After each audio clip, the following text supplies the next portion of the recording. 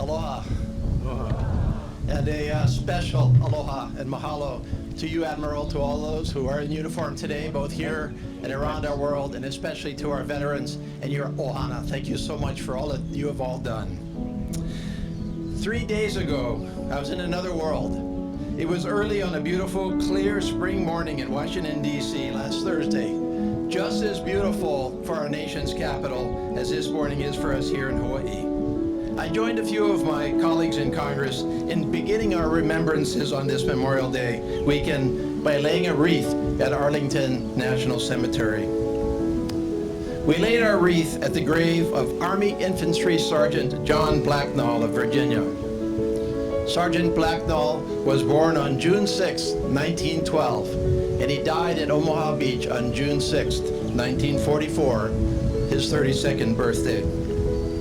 In just a few more days, we honor the 75th anniversary of D-Day, a day that changed that terrible war and our very history.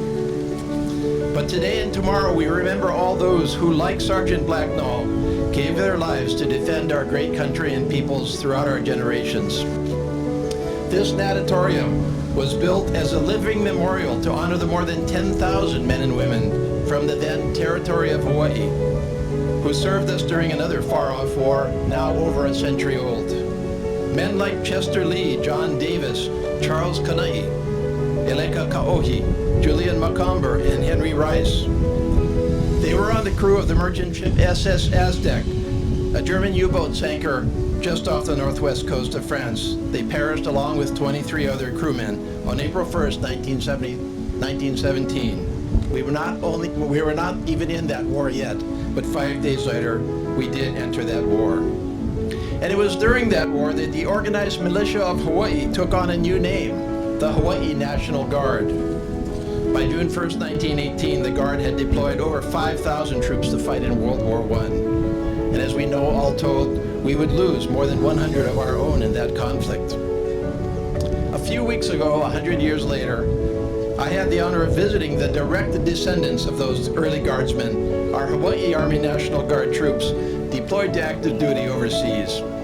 I visited our 29th Infantry Brigade Combat Team stationed at Camp Bondsteel, the Lava Strong, Colonel Roy McAree commanding, near the capital of Pristina on peacekeeping in the European country of Kosovo. And the next day, I visited the 299th Cavalry, the Koa Regiment, Colonel John Udani commanding, on guard as part of a multinational force and observers also keeping the peace between Israel and Egypt, based in Sharm el-Sheikh in Egypt, but also operating in harm's way from bases in the northern Sinai and more remote locations. These troops, like the generations before them, have answered the call to defend the values that all men and women cherish: freedom, democracy, and the right to live in peace, often in strange, faraway places. Places with different names than ours here in Hawaii, like the Ardennes,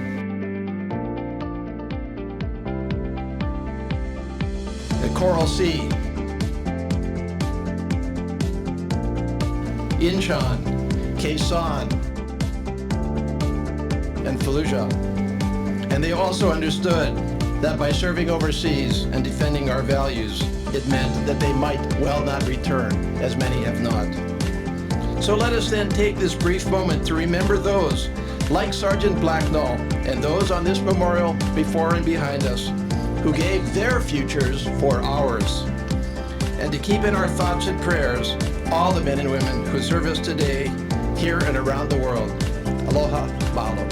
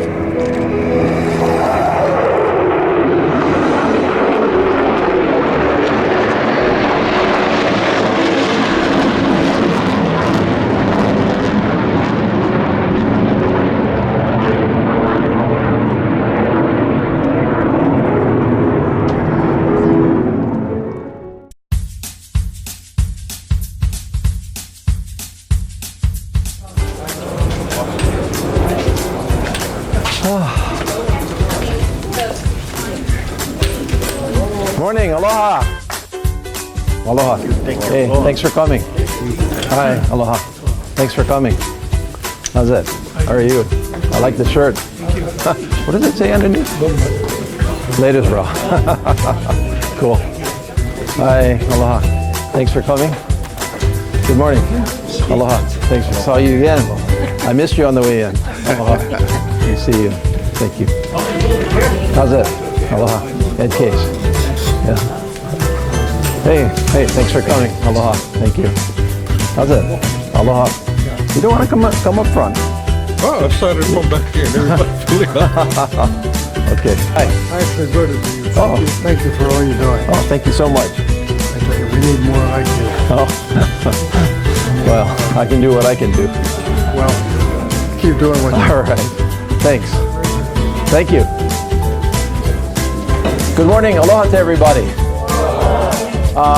I can't think of a better way to spend a Saturday morning than a beautiful day here in Hawaii with all of you. I've actually been home for about a week. Every month or so I get about a week at home, and so I've had an incredibly full week. And tomorrow I have to go back to Washington, D.C. to the zoo and to where most of my job is. And so for me, this is an incredible opportunity to check in with you, check in with the folks that I represent all across Hawaii, and spend a little bit of time with you.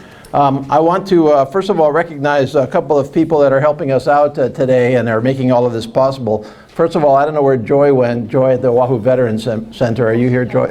Oh, she's outside. But anyway, when she comes in, we'll recognize her. And for many of you, remember Ed Cruikshank, who helped out with Veterans Affairs and was instrumental, along with many of you, in building this incredible facility. I remember working on this facility when it wasn't even completed during my last tour of duty, if I can use that word, in Washington, D.C., which is now 17, 18 years ago, and to come back to see it at fruition is really gratifying in all honesty. We've also got some folks here that are here to help you with your questions and individual needs, and I'm really grateful to our VA providers, the folks that help veterans across our country and here in Hawaii, for being here with us today. I'm going to leave time at the end so you can go talk story with them, any questions at all, and you can get to know them. But I think we've got, let's see, reps from the National Cemetery Administration back there. Mahalo for being here. Really critical part of our promise to our veterans. We've got, let's see, who else we got? We've got the VA Honolulu Regional Office back there. Yeah, thank you so much for being here, for all of your needs. We've got Tri-West. Where are you? Right there. Carl, right? Yeah, thank you so much for coming. We've got the, let's see, who else do we have? Veterans Healthcare Administration right there. Thank you so much for being here. Let's see, did I miss anybody? VA Mission, right? Kate? Right. VA Mission Act, right? No. Department of Labor, Veterans Employment and Training. Oh, okay, thank you so much. Thank you for being here. I appreciate that. Sorry to forget you. And I'm sorry, did I miss somebody else in the back? Yeah. State of Hawaii Office of Veterans. Oh, yes. Okay. Thank you so much. Again, some time left in the backside of our talk story for you to check in with them on all of your needs.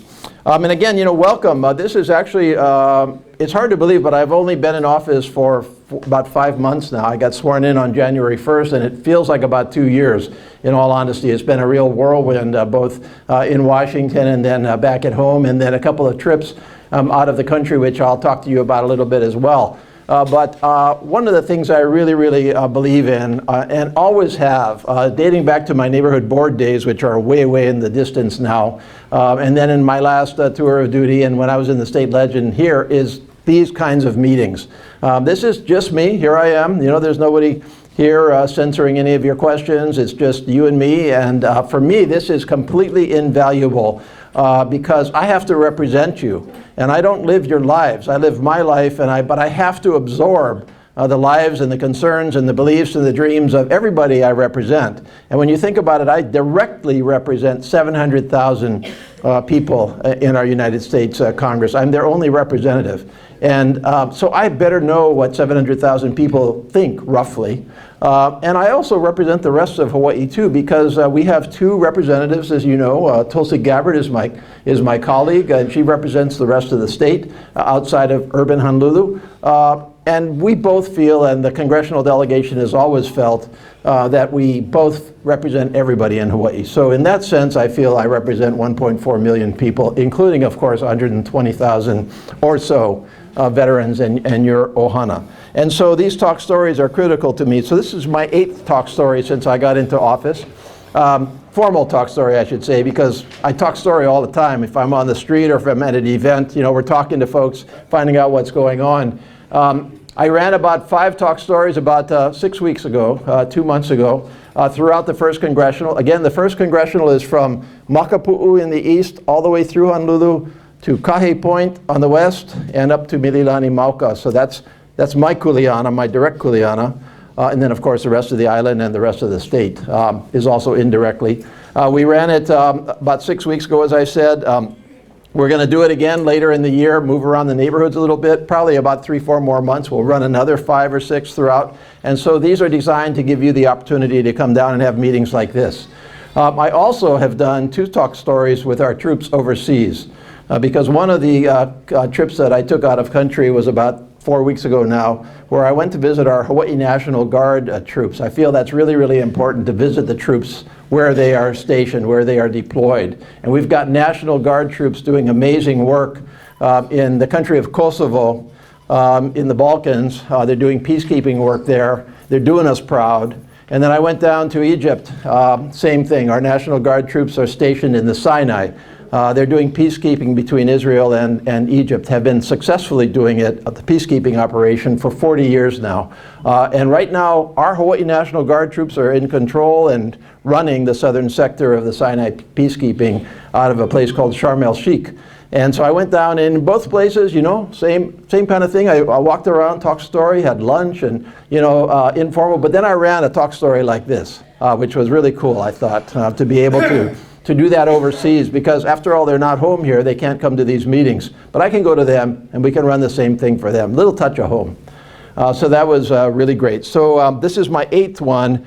What I try to do is to not only run an overall talk story for anybody that wants to come and talk about anything, but there's areas where I really need to focus in particular on, where I need to run one just for that particular area, and veterans is a clear example of that. So this is my opportunity to interact with you, see old friends, because many of you I've worked with before, meet some new friends, and mainly just listen to your concerns, tell you what I think is going on, but more importantly to absorb from you so I can go back to DC and try to do something about anything that needs to be done nationally or here in Hawaii. So here's my agenda today. First of all, I want to step away from veterans and tell you a little bit about what I'm up to overall, kind of an overview of my office. So this is a talk story like any other talk story. And then I want to come back to our veterans and focus on some of the issues that are of concern. And then I want to take your questions and listen to what you are concerned about and figure out how we can help. And then I want to leave time at the end. So if people want to come up and talk informally, that's great. Or please connect with our providers in the back if we can help you out at all.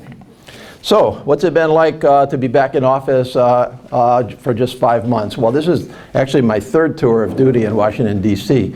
I started out very young. I was 22 years old, came out of college, didn't know what I wanted to do with the rest of my life. Kind of a fluke, went down to Washington, D.C. and went to work for Spark Matsunaga, 100th, 442nd vet, completely committed to Veterans Affairs, by the way. Kauai boy, of course, went away, made good. He was in the U.S. House. He was my predecessor in a long chain of pretty incredible people that have come before me in this office. People like Danny Noe and Spark Matsunaga and Patsy Mink and Mark Takai, our colleague. And so I went to work for Spark. That was 3 years. He went from the House to the Senate during that time, so I had those 3 years. He was also in the Veterans Affairs Committee. I was assigned to Veterans Affairs for him in the same way that, you know, Tim does my Veterans Affairs for me now. So I had those 3 years, and then of course I had my second tour, 02 to 07, again, focusing on areas of concern to Hawaii, including our vets. We did these kinds of talk stories across the islands, because at the time I represented the neighbor islands as well. So you can't, you know, hold a talk story in Hilo and expect somebody from Kauai to come. You got to like do 4 of them or 5 of them, maybe more, because you got to cover Lanai and Molokai as well. Here it's a little simpler. I can do one and catch most folks or at least be accessible to most folks. But I did that throughout that time, and then the third time. So, you know, in some ways, coming back to Washington is very familiar, very comfortable. I won't say comfortable, but, you know, I know the rhythms of the place. You know, I know mostly how to get to the Capitol to vote, and, you know, where the nearest lua is, you know, that kind of stuff, where the committee rooms are. And, you know, Washington, you've been there, those buildings are really confusing. So even this time around, it took me a little bit of time to figure out how to get around. And so, you know, how to get things done, how to work with the federal government, regardless of who is president, how to work with your colleagues, regardless of who is in the majority or the minority, how to find your friends in Congress, regardless of whether you agree with them on a lot of issues or disagree with them on a lot of issues. You probably agree with them on some issues. So which ones are those? How can you work together? All of that stuff is pretty familiar. Obviously, we're in a completely different time there in Washington. So, but I'll get to that. I think, you know, so one of the things I've tried to do in these first couple of months is get into a really solid rhythm in terms of the basic parts of my job. So getting my office set up, for example, you got to start from scratch. I was fortunate that some of the folks that, like Tim and Jackie, that worked with me the last time, came back for their own second tour with me.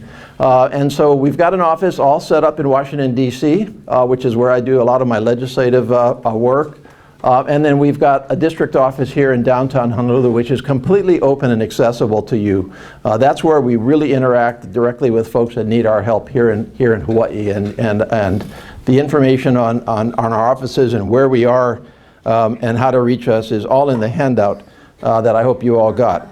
One of the most critical things that I could do and did do during the first couple of months is committee assignments, because committee assignments will really drive a lot of your agenda, and they will drive your ability to influence things of concern to your country and to your state and to your constituents. And in this, I was completely fortunate. I got two great committees. One was appropriations. Appropriations is the committee that is responsible for funding all federal discretionary programs.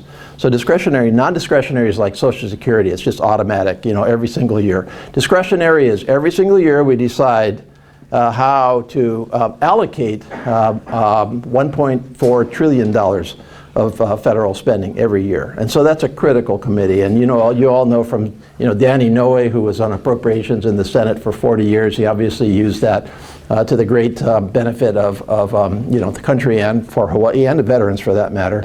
And the last time a member of Congress from Hawaii was on approps was actually Representative Akaka 30 years ago. And so it's been a long time since we had anybody in the House on appropriations, and so I was just really, really fortunate to get that committee. What's really good about that as well, to kind of double whammy it, is that Brian Schatz is on approps on the Senate side. So where we can coordinate with each other, which we do, we can really try to help our country and Hawaii from that perspective.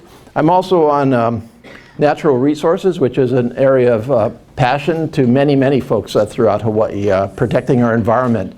For me, it's more about our oceans, but you know, certainly our air and our land need a lot of help.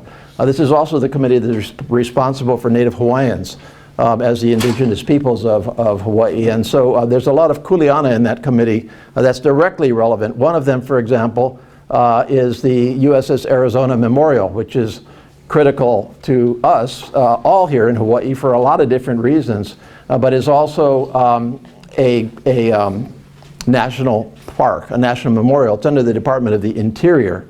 And so you may have seen in the paper that the U.S. Secretary of the Interior, who I know now because I oversee him and his department in both natural resources and appropriations, he was out here earlier this week, and we did a personal inspection of Arizona to see how fast we could move up the completion of repairs and the full reopening of the memorial. So some of these issues, you know, they start out as kind of more natural resources, but there's a lot of crossover. Obviously, that's important to this community, is the respect that we need to pay to the Arizona. Also, it's just about getting to know your colleagues. I got 438 colleagues if you include Guam, Saipan, Virgin Islands, Puerto Rico, the delegates from there. And I can't promise you I know them all, but I'm trying to know them all. A lot of them I know from the last time around, so that's really, really good to kind of, and the good thing about that is a lot of the folks that I started out with, well, they've risen in leadership while I was in my involuntary retirement from Congress there for a decade or so, when I was off in the real world having a really calm life. And, well, not that calm, but anyway, that's another story. And so these folks are all kind of running the show now, so it's kind of good to be able to go to so-and-so and they know me, I know them, but they're running a subcommittee somewhere, or running a committee. So that's been really, really good. But I also, although I had a lot of seniority, I came in as a freshman, in some ways, in the biggest freshman class since Watergate. And so I got to know all of those folks. It's about 93 freshmen in Congress, huge new class. And so I'm just constantly always trying to get together with my colleagues. Congressional delegations I talked about earlier. The CODEL that I did to Kosovo and Egypt was actually a delegation of one. I wish that it had been more than, but you know, that was who got to go. I've also been to Okinawa to check in on our military there. Major military effort in Okinawa. Many of you may have served in Okinawa. And so kind of updating myself on what's happening there, especially as we worry about the Indo-Pacific region from a military, strategic, economic perspective, China in particular. And then a couple of weeks ago, I also was on a CODEL with 6 colleagues, mostly from my Appropriations Committee. We went out to Singapore, really to deal with our military presence in Singapore and to interact with the Singaporean government. They're great friends of ours. Many of you may have served in Singapore or stopped through Singapore in your service. And then in the Philippines on the way back. The reason to come back through the Philippines was to make sure that our national battle monuments there are in good shape and are being run properly. We have 2 major cemeteries, battle monuments in the Philippines. We have one at Manila where we have, I think it's 16,000 war dead, mostly from World War II. And we honor 37,000 missing, lost. We know they're lost. They were mostly lost at sea. And that is an incredibly moving experience at the same level of going to a punch bowl. We also then went up to Clark. We have a cemetery in Clark, a veterans cemetery in Clark. Many of you may have gone through or served in Clark during the course of your careers. And so that cemetery is one of the most remote veterans cemeteries we have in our system. We went to check it out and honor the dead there that are buried. So these are the kind of areas of oversight, but they also give me a good opportunity to get to know my colleagues along the way. And then, of course, we've got our outreach in Hawaii. So every time I'm home, I'm trying to do stuff like this. And when I'm in DC, I'm obviously going through all of my legislative duties, as well as hosting folks from Hawaii. So folks from Hawaii are always coming through and trying to meet with them and stay up to date with them. So that's kind of my first 5 months. General issues before we get to vets, just some of the things that are going on in my world, in our world, our country's world, in the big picture. I think maybe it's good for me to start by saying, just kind of saying, you know, what is my job? Okay, well, I got 3 parts to my job. The first part to my job is national leadership. I'm a representative. I'm a U.S. representative. I'm charged with the duty of representing my constituents as their voice in Congress, their vote in Congress. And so that vote, that duty applies to everything our country does, whether it's, you know, say, you know, dealing with our environment or foreign relations or Social Security or any number of things, human services, veterans, obviously. And so my responsibility there is to make the right decisions for our country. That's national leadership. And in some areas to take a more active role in leadership for our country, to get out front on issues. I think a lot about some of those issues that are of concern to our Hawaii. So that's one part of my job, which is a critical part. That's the part that the Constitution says I'm supposed to be doing. And I take that very, very seriously. The second part of it is helping Hawaii in general. So where can our federal government help us here in Hawaii? What are the things that are unique about Hawaii where our federal government, maybe they don't quite understand us enough? We've had some examples with our Veterans Affairs, for example, and I'll give you one example of this from the last time I was in Congress. I had a constituent call me up and say, hey, I'm not getting sufficient reimbursement for getting to the hospital. And I said, what's the problem? He goes, well, the VA won't give me the reimbursement that I need. The one they give me is insufficient to pay for my expenses. And I said, okay, I'll check it out. So we went to the VA. Hey, what's the problem? It takes him X amount of money to get to the hospital, but you're only giving him Y amount of money. It's not enough. And they said, well, hey, we had our mileage reimbursement. It should be sufficient. I said, you talking about driving? And they go, yeah. I said, well, he lives on a different island. He's from Lanai. It costs a little bit more. Oh, really? You have islands? Okay. All right. Now, that's an example of helping Hawaii. And then, of course, we have larger examples of trying to fund, for example, projects that are of particular concern to Hawaii through appropriations. I'll talk a little bit about that. And then the third area that is part of my job is helping you with your problems. Everybody has to deal with your government in some way, shape, or form. And for the most part, my experience is our government is well-meaning, but sometimes people get lost in a big, big government. There's 7 million folks, for example, that depend on benefits from the Veterans Administration, and sometimes people get lost, and sometimes they don't know what to do. Our job is to help you with that. And so we do that in a variety of ways. Some pretty standard, that repeat themselves. VA benefits is one of them. Sometimes disability benefit applications get lost. You all know this. We have a huge problem with processing our disability claims in this country right now. It could be Social Security benefits. It could be anything. And we call this casework. Not after me, but that's what we call it. It's called casework. Everybody calls it casework. I didn't make it up. It's called casework. Let me just go now to veterans issues. And I know I'm taking a little longer than I wanted, but we'll have time for talking. First of all, you all know some of these basic facts. We've got somewhere around 120,000 veterans in Hawaii. I think the number is actually a little higher than that. But that's what the figures say. It's around 120,000. Now that is one of the highest per capita veterans populations in our country. So 120,000, about 1 in 10 folks in Hawaii, give or take, are vets. Most states are well under 1 in 10. Some states have a lot of vets, like Florida, but most states have nowhere close to 1 in 10. So it's a huge population. There's many reasons for that. One reason is we have one of the highest rates of enrollment in our military in our country to start with. And then, of course, we have many folks that served in the military who want to make their lives here when they leave the military. So for those reasons, we've got a big veterans population here in Hawaii, disproportionate. It's also disproportionate in a couple of other ways. We've got one of the highest percentages of minorities that are enrolling in and are veterans. And many times some of our minority groups will find special needs in terms of veterans issues. We also have one of the higher rates of women veterans in our country. That is an area that's growing overall throughout our country, but we've got one of the highest ones. I already spoke about our challenges of being an island state, but we're also not just an island state.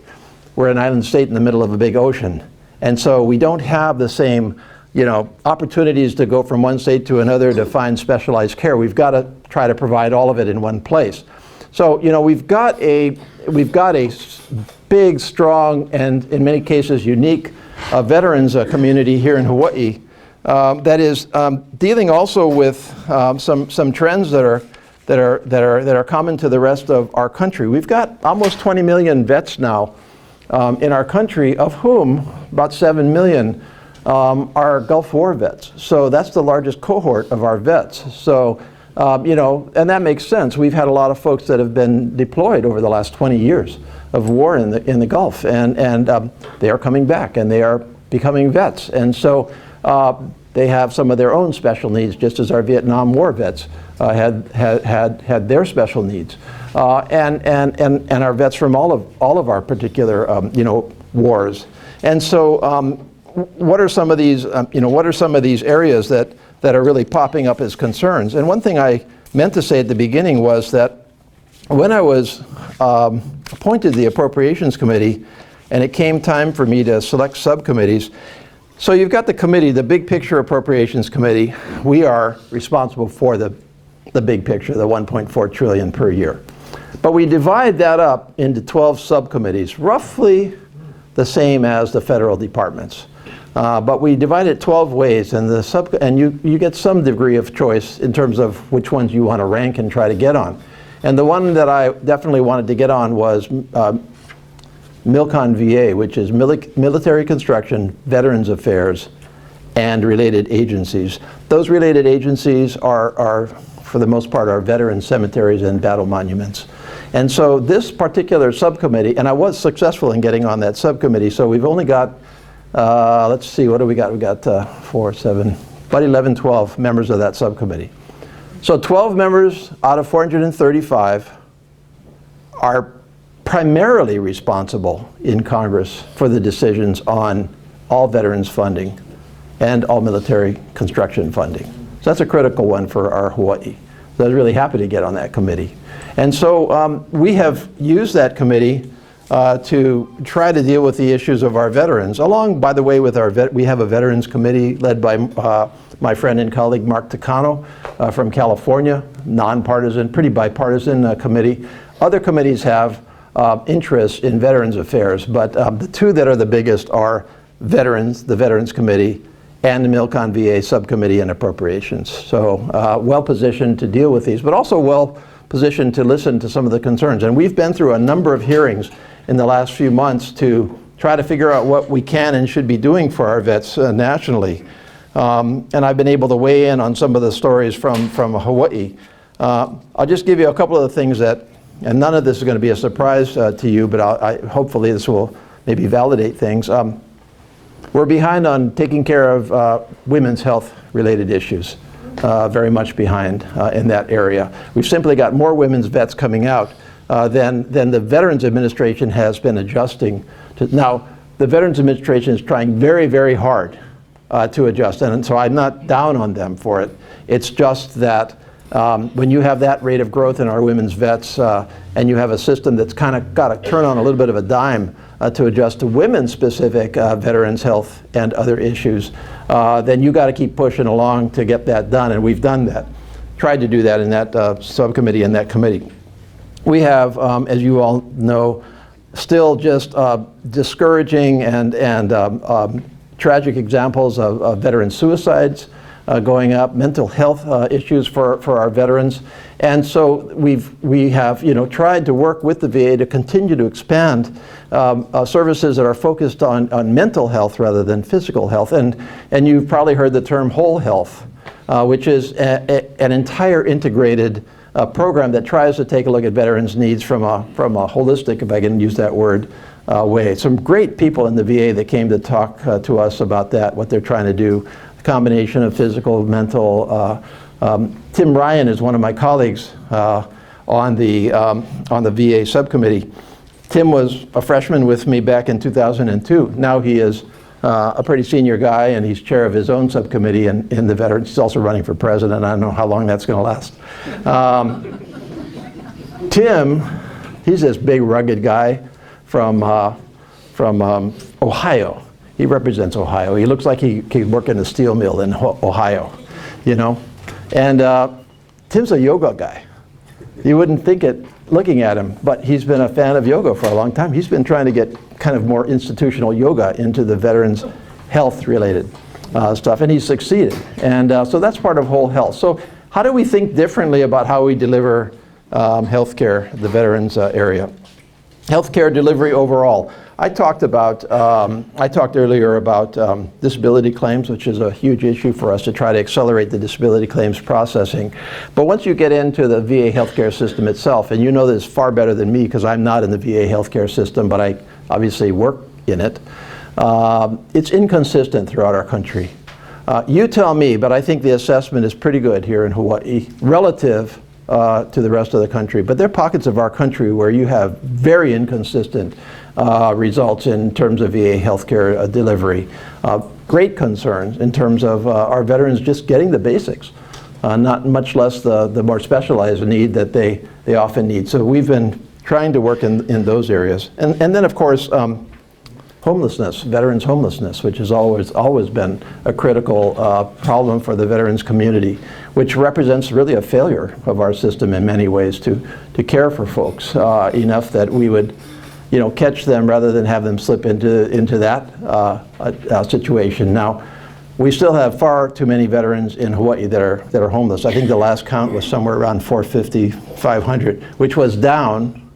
That's not true of the rest of the country. The rest of the country, you still see some acceleration in homelessness. So how do we target programs to avoid that, which is probably one of the worst results short of suicide? How do we catch folks before that happens? These are the areas that we've been dealing with in our Appropriations Committee. Every year we have to pass the Veterans budget for the next year. And we're on a fiscal year, so that our fiscal year starts on October 1st. And so you can see there's a lot of work that has to be done between January, when Congress is in session, and October 1st, because we're supposed to have that bill out of the House, out of the Senate, and out of the President by October 1st. So that's a tall order. And with the polarization in Washington, frankly, Congress has failed to do that in some of the last couple of years, which I think is a tragedy. We're on track in the House to get our bills out by the end of this month. Welcome to June. The end of this month. And then the Senate will do them. We'll try to get them to the President to do. And so we've already finished our bill for our Veterans Affairs in the House Appropriations Committee. It will be on the floor, the full House, let's see, a week after next, I think, is when we're going to start taking these up. So I'll be real busy. And hopefully I'll take some of the lessons that you give me today and in my floor speeches be able to say, well, hey, this is what I heard back in my district, and translate that into Washington. But anyway, the bill that we passed out has $217 billion for the Veterans Administration for fiscal year 20, which is the one that's about to start. And that's up 10% over last year. So we believe in the House that we need a critical increase in funding for our veterans overall. Of that, that's about $94 billion of discretionary, about 8% over last year. Where did this additional money go? Well, we tried to increase specific funding for areas such as overall access, so claims and healthcare access, suicide prevention, rural health, which is really critical to us here in Hawaii, opioid prevention, which is a problem for veterans as well. We tried to increase electronic health records. That's an area where the veterans have been a little bit slow, so that you don't have to take so much time and effort to just get your records from one place to the other, one provider to the other. And then, of course, I talked about disability claims backlog.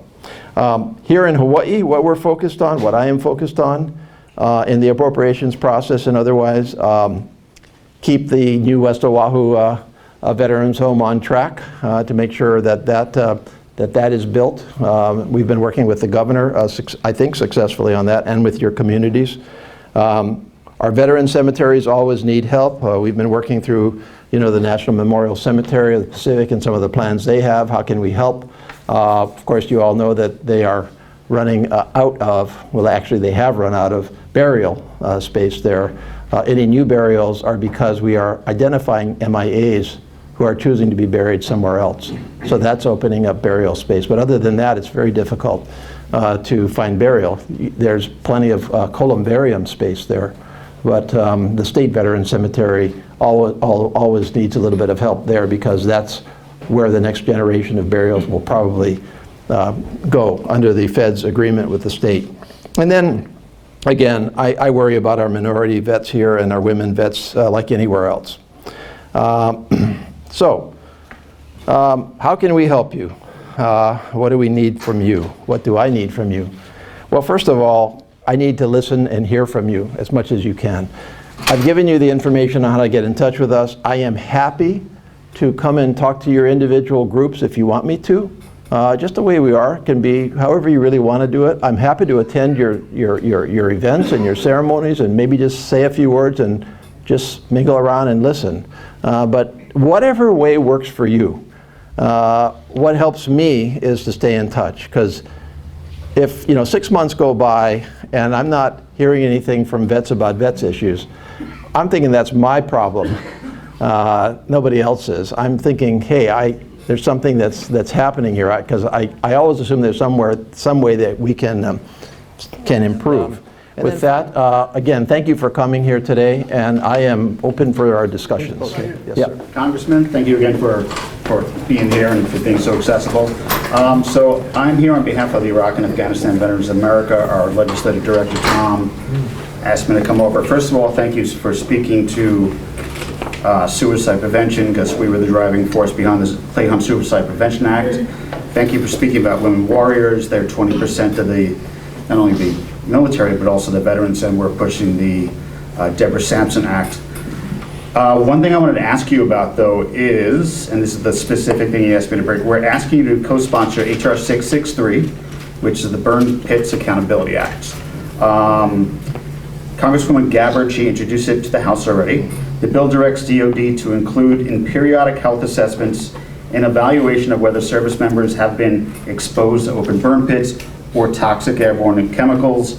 If they report being exposed, they'll be enrolled in the burn pits registry unless they opt out. IAVA asked that you co-sponsor H.R. 663 and help Congresswoman Gabbard include it in the text of the National Defense Authorization Act, which the House Armed Services Committee is assembling now. Markup is, better than coming up. Sorry. And I'll just leave it at that. Thank you. On that? Okay, I'm aware of the issue. I'll check it out when I get back to Washington. So I know exactly what you're talking about. Thank you. Good morning. Good morning. My name is Joy Bain. I am a military widow. House of Representative Bill 553, which you co-sponsored on February 8th. The title is to amend Title 10 United States Code to repeal the requirement for reduction of survivor and annuities under the Survivor Benefit Plan for military surviving spouses to offset the receipt of veterans' dependency and indemnity compensation and for other purposes. 328 of your fellow House Representatives has co-sponsored this bill. The Senate side, 72 sponsors. This is an overwhelming support of this bill. This bill has been going back and forth for many decades. And Mr. Wilson of South Carolina has really been a champion for us widows and also widowers. My husband passed away in 2001. He retired from the service in 1985. He was considered 100% disabled. We paid into the retirement system for 16 years. When he died, they took away the retirement benefits and gave me DIC. Please repeal this vote, because you're in a pressure, you handle money and Senator Schatz also. Please help me and us. Thank you so much for that. As you point out, this has been an unfairness for, as you said, decades. This was an issue that I dealt with in my last service, 02 to 07. And I was surprised, and I am a co-sponsor of that bill, and I was the last time also. And I was frankly surprised to hear your stats that many now have co-sponsored it in both the House and the Senate. You would think that would mean the bill could pass. I don't know, as I sit here, where that bill stands or why it hasn't moved. So I'm just going to have to double check on it when I get back to Washington. Another thing for me to take a look at. But usually when you get a bill that gets up to that level of co-sponsorship, that's a pretty overwhelming vote from the Congress that they want something to move. So I don't know where it stands in the legislative process right now. All right. Well, back into the thick of it. Yeah. There's still a lot of issues, obviously, with vets. What seem to be the concerns that come up with veterans, at least right now that you've heard today? Well, a lot of it is, of course, many veterans have benefits, they have health care benefits, they have other benefits, and it's always a challenge with such a large veterans population here to make sure that everybody is getting the benefits they're entitled to, when they're entitled to them, and how they're entitled to do them. So that's always a major challenge. I think our system does pretty well here compared to other parts of the country, but there's a lot of room for improvement that we heard here today. I think for me, listening to this incredible group that we had here today, it illustrates that some of the issues we are dealing with veterans are standard old issues, disability claims, entitlement to basic health care. But we've got a whole new generation of areas that we have to worry about now. We have a rapidly increasing number of women veterans, and we have to think about women's health. We have a rapidly increasing number of minority veterans. We have to think about how do we handle them. We have a very tragic situation where we have an uptick in veteran suicides, and we have to go to mental health. So for me, the standard model was more physical health, and you've got to take a whole health approach to our veterans to focus on the best mental health that we can provide and prevention. Because there's been a lot more talk and more discussion and openness about issues like PTSD and those sorts of things. And when you talk about an increasing veterans population, we're not talking about veterans from Iraq, Afghanistan, those places too. We have 20 million veterans in our country. 7 million of those 20 million are Gulf War veterans. They're the largest group of veterans, and that includes our Hawaii as well. We have a large number of our folks that are coming back from the Gulf War wars with different kinds of issues, many more mental health issues. And on the bright spot, I think we are all much more open, including our veterans, about the consequences of service to one's mental health and the risk that poses to one throughout life, whether it be PTSD or suicide or homelessness. And so I think that our focus must be much more on mental health care and prevention of the consequences if you do not take care of your mental health. And that's a key area. I am on the Military Construction Veterans Affairs Subcommittee of the Appropriations Committee. We just passed out a Veterans Affairs budget that increased it by 10% over last year.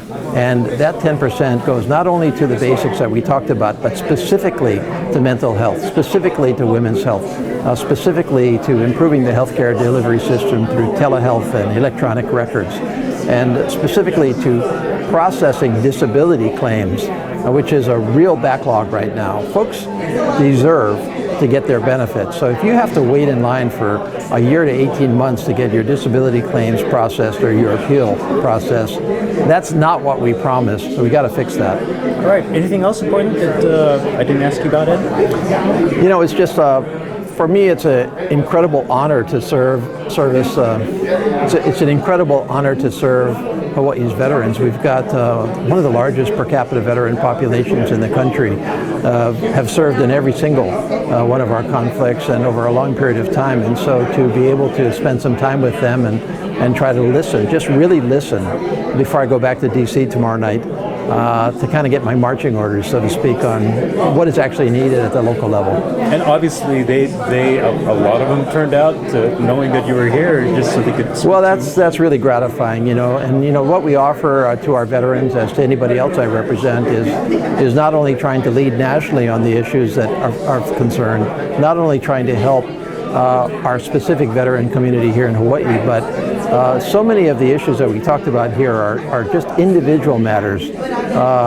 Just one person that's having a problem with his or her federal government. And we want to help on those things, whether it's cutting an answer loose or getting somebody to focus on a claim or understanding it. Those are the kind of things that are incredibly gratifying to me. All right, Congressman, thanks very much. Thank you.